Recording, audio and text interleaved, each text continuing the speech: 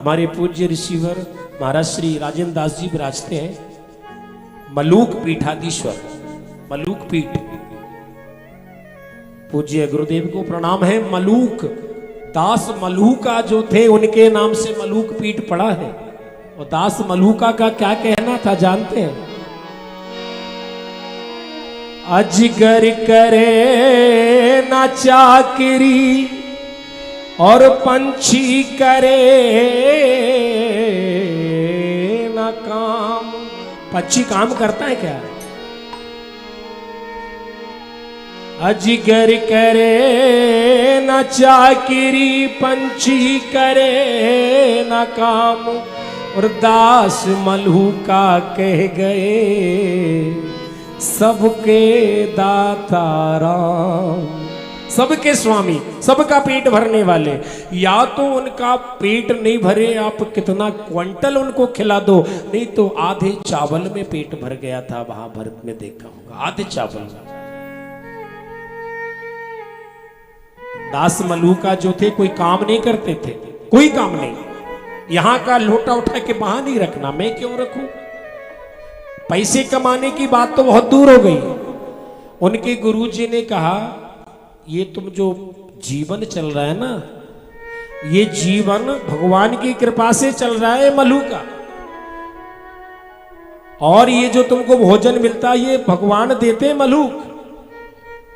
उन्होंने कहा कि ऐसा नहीं है भगवान देते, मैं कर्म करता हूं। बोले नहीं भगवान देते। भगवान तुमको नहीं देंगे उस दिन पता चलेगा। तो दास मलूक ने कहा कि ऐसा करो आज मैं भोजन नहीं करना, मुझे बड़े ध्यान से सुनना, आज मुझे भोजन करना ही नहीं है।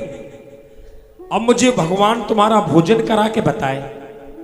एक उल्टी शर्त होती है कैसी कि आज मुझे ये चाहिए, ये पकवान मिष्ठान तरह तरह के नाम ले दिए, ये चाहिए भगवान करा के बताए। लेकिन मलूक दास क्या कह रहे हैं? आज मुझे भोजन करना नहीं है और भगवान मुझे भोजन करा के बताए तो मान जाऊंगा।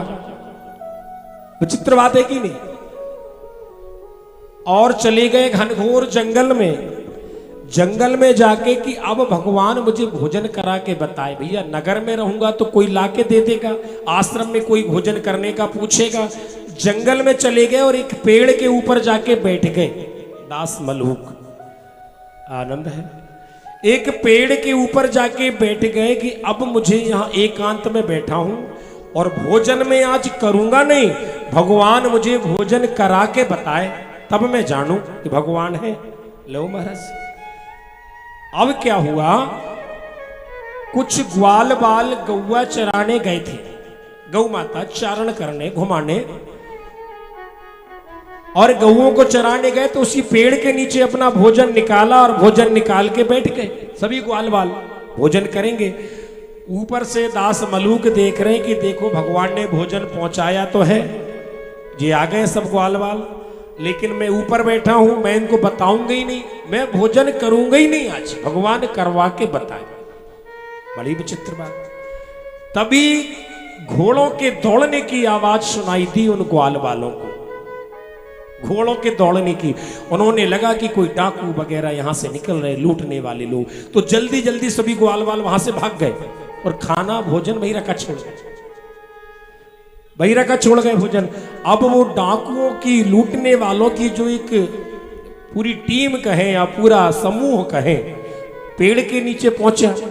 उन्होंने कहा कि हम रोज इतना मेहनत करके भोजन करते हैं, छीन के यहां वहां से लाके भोजन करते, आज ये कैसे हो गया कि भोजन की थालियां लगी लगाई रखी अपने लिए? समझ रहे हैं महाराज?